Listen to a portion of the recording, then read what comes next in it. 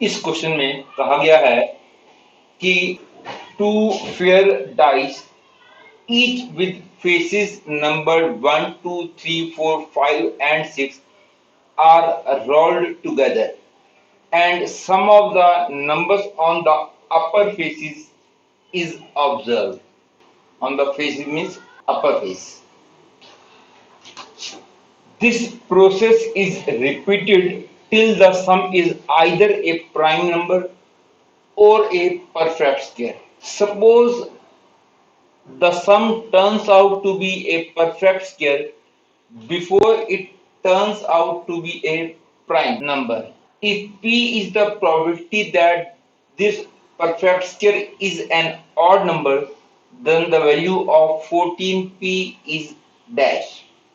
Question का मतलब है मेरे पास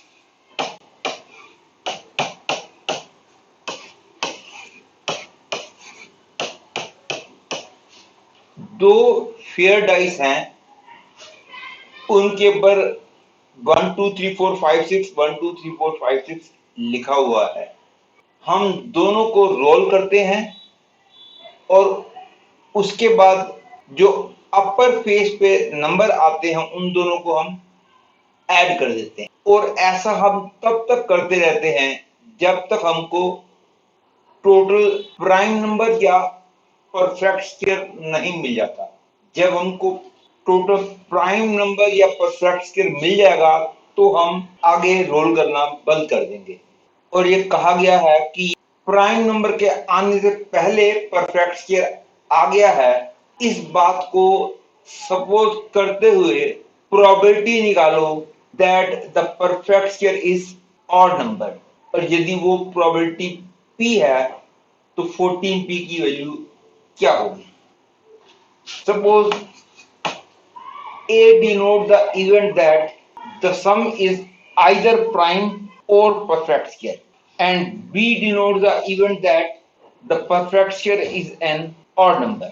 और क्लियर है कि ये कंडीशनल प्रोबेबिलिटी का क्वेश्चन है और हमने निकालना है probability of b when a has already happened. क्योंकि ये कहा गया था सपोज करो कि टोटल परफेक्ट स्क्वायर या प्राइम नंबर वाला जो इवेंट है वो हो चुका है और हमने निकालना है कि वो परफेक्ट स्क्वायर नंबर जो है वो ऑड नंबर है। This is equal to probability of a intersection b upon pa। ये आपने पढ़ा ही होगा। पहले मैं pa निकालता हूं। pa का मतलब टोटल सम जो है प्राइम या परफेक्ट स्क्वायर होगा, क्योंकि टोटल सम मिनिमम 2 हो सकता है और मैक्सिमम 12 हो सकता है। 2 से लेकर 12 तक प्राइम नंबर जो है वो 2 3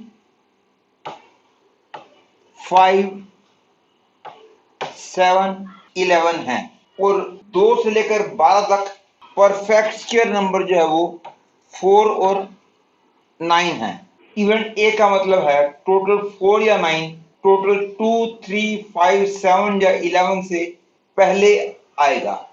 और ये इवेंट इन तरह से हो सकता है, या तो पहली बार ही जब मैं रोल करूं मेरे को 4 या 9 टोटल मिल जाए, तो टोटल 4 या 9 आने की probability clearly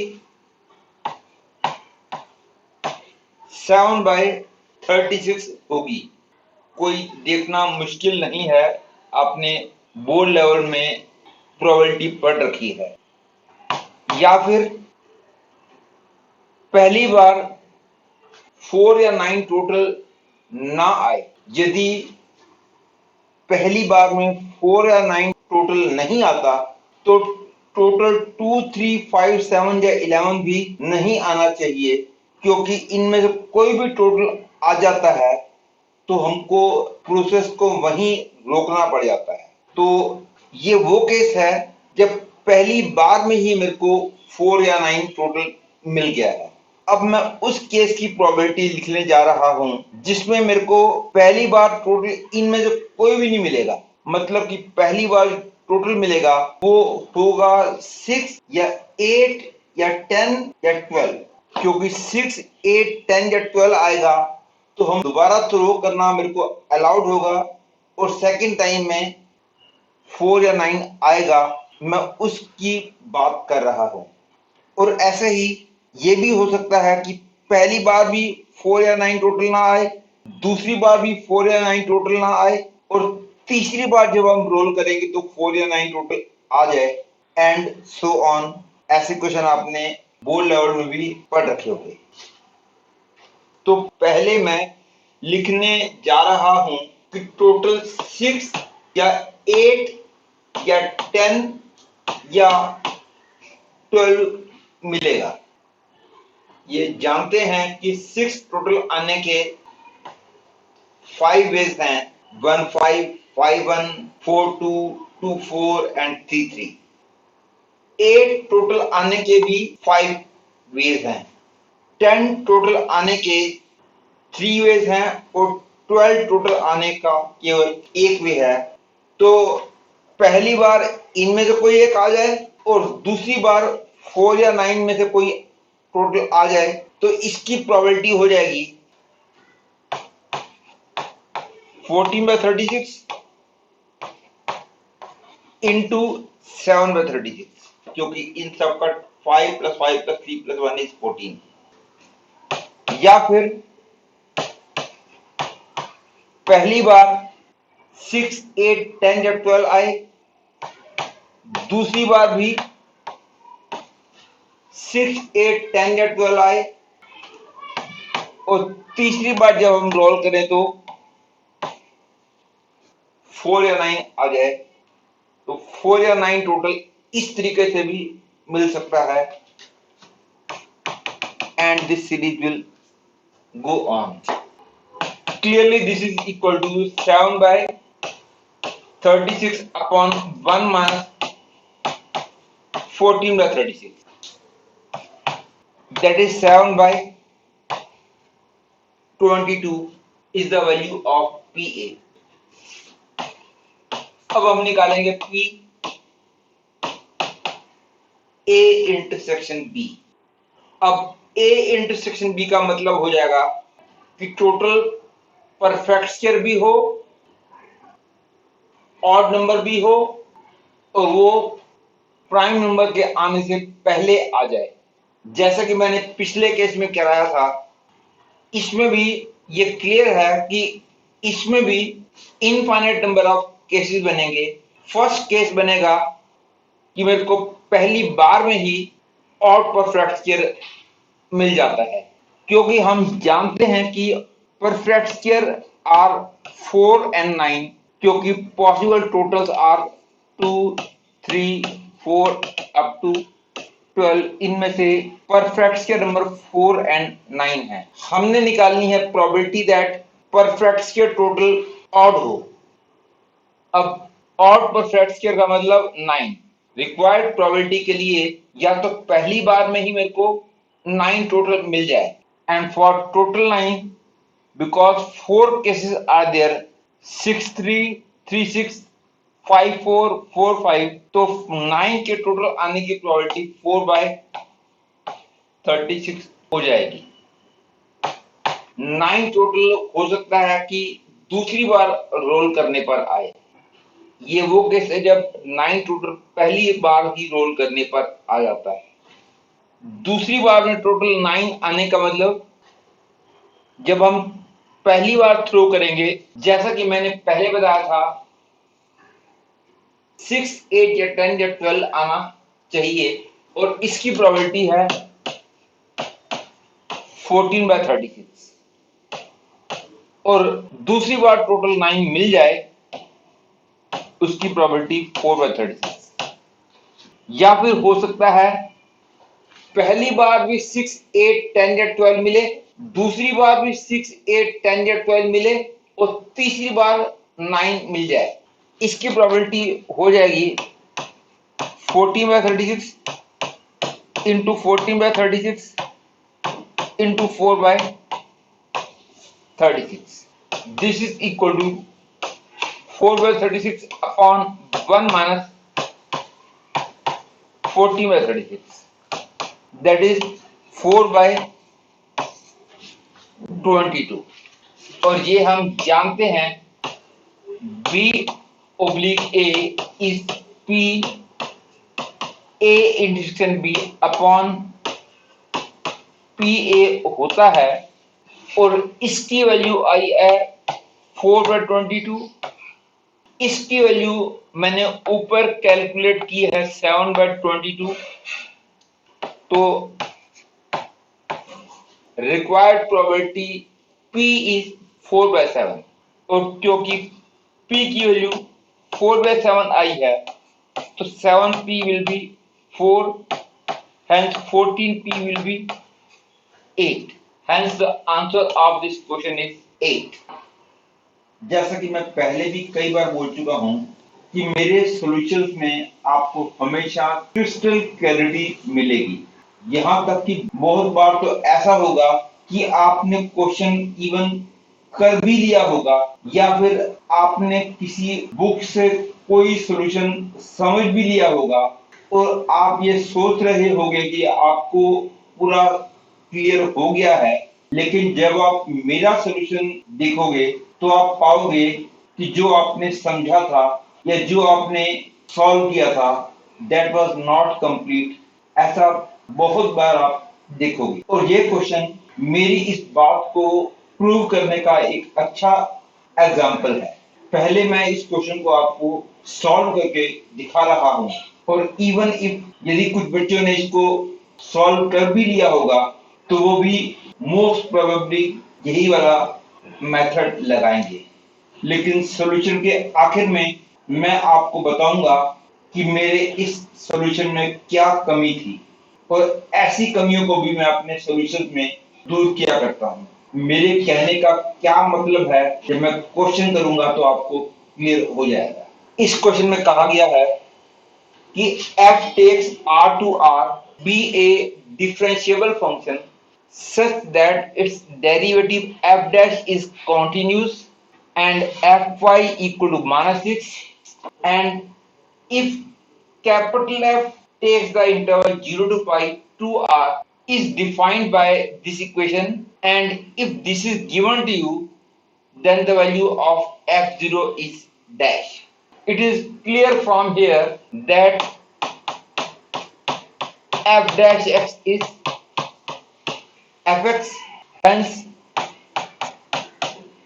f double dash x will be f dash x. To proceed further मैं f dash x को capital F double dash x लिखता हूं। I get 0 to pi f double dash x plus fx into cos x dx is equal to 2, and to proceed further I separate the two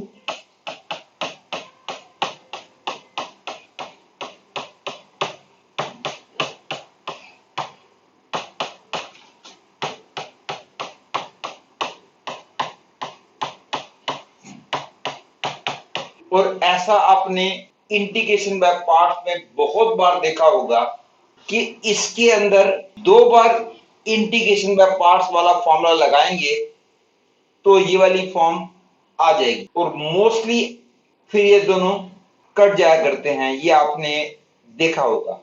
अब मैं इसलिए इसको by parts वाले फॉर्मूले से evaluate करने जा रहा हूं। अब मैं इसको इंटीग्रेशन बाय पार्ट्स वाले फॉर्मूले से इवेल्युएट करता हूं तो आई गेट, इसको मैं सेकंड फंक्शन इसको फर्स्ट फंक्शन मानता हूं तो cos x into f dash x 0 to pi minus 0 to pi ये plus sign x into F dash x D x plus 0 to pi F x into cos x dx equal to 2. So I get cos pi into f dash pi minus cos 0 into f dash 0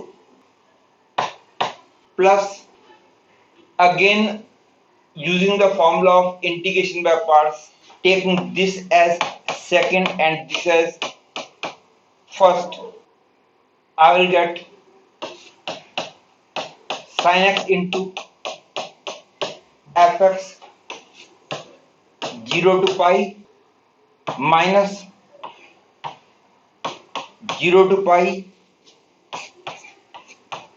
cos x into fx into dx plus 0 to pi fx into cos x into dx equal to 2।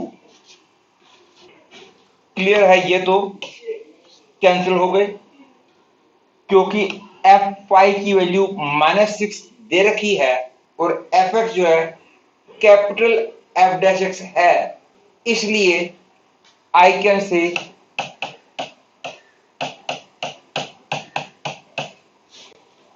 -6 और क्योंकि F dash पाई -6 है, using that here I get -1 into -6 minus f dash 0 means f0 क्योंकि f dash f जो है small f है, plus x की जगह पाई लिखा तो sin pi into F pi will be 0, फिर x की जगह 0 लिखा sin 0 into F 0 will be 0, तो उसकी कोई इंपॉर्टेंस नहीं है, ये कट गया है तो इक्वल टू 2 आ गया, तो f0 की वैल्यू 6 माइनस 2 दैट इज 4 आ गई। और मेरे ख्याल में ये सॉल्यूशन आपको क्लियर हो गया होगा, लेकिन मेरा टारगेट आपको सॉल्व करके समझाने के अलावा आपके कॉन्सेप्ट्स को और स्ट्रॉन्ग या रिवाइज करना भी होता है। जैसा कि इस क्वेश्चन में आपको लग रहा है कि आपको सारा सॉल्यूशन समझ आ गया है, लेकिन अब मैं आपको बताता हूं वो कौन सी बातें हैं जिनको आपने ध्यान से नहीं देखा। आप इस बात पे ध्यान दीजिए, क्वेश्चन में कहा गया है f takes r to r is a differentiable function and its derivative f dash is continuous। इस बात को तो हमने कहीं यूज ही नहीं किया। क्या ये बात बिल्कुल बेकार दे रखी है? नहीं, बहुत बार क्वेश्चंस में कुछ बातें क्वेश्चन को कंप्लीट लिखने के लिए दी जाती हैं, या कई बार कुछ बातें क्वेश्चन में स्टूडेंट्स को जान करके कंफ्यूज करने के लिए दी जाती है, या फिर कई बार कुछ बातें ऐसी होती हैं कि यदि आप उनको इग्नोर करोगे तो आपके रिजल्ट्स गलत आ सकते हैं। पहले मैं बताता हूं कि f डैश इज कॉन्टिन्यूस वाली बात क्यों दे रखी है। वो देना इसलिए जरूरी है, इसको आप एग्जांपल से ऐसे समझिए, 0 to pi secant square x dx दे रखा हो, तो यदि आप इसको ऐसे करने की कोशिश करो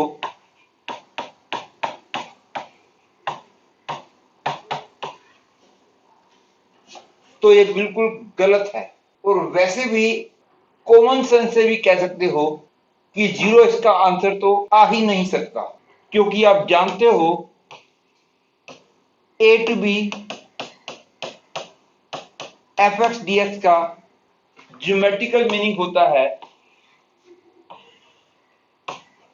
यदि y equal to fx curve है ये x इक्वल टू a है, ये x इक्वल टू b है। This thing represent this area. यदि ये एरिया सपोज 5 स्क्वायर यूनिट है तो इसका आंसर 5 आएगा, ये आपको पता है। और ये भी पता है कि जो एरिया x एक्सिस से ऊपर होता है तो इंटीग्रेशन से वो वाला एरिया हमेशा पॉजिटिव निकलता है। जो एरिया x एक्सिस से नीचे आता है इंटीग्रेशन यूज करने से वो वाला एरिया हमेशा नेगेटिव निकलता है। और यदि किसी क्वेश्चन में a to b fx dx 0 आ जाए तो इसका मतलब है कि a से लेकर b तक y इक्वल टू fx का ग्राफ x एक्सिस के साथ या तो कॉन्साइड करता है और कॉन्साइड करने के कारण एरिया 0 हो जाएगा, या फिर सिचुएशन कुछ ऐसी है जितना एरिया ऊपर है उतना ही एरिया नीचे है, तो ऐसी सिचुएशन में भी आंसर 0 आएगा। ये सारी बातें आपको पता है। और यदि किसी क्वेश्चन में fx की वैल्यू x की इन वैल्यूज के लिए हमेशा पॉजिटिव है तो उस सिचुएशन में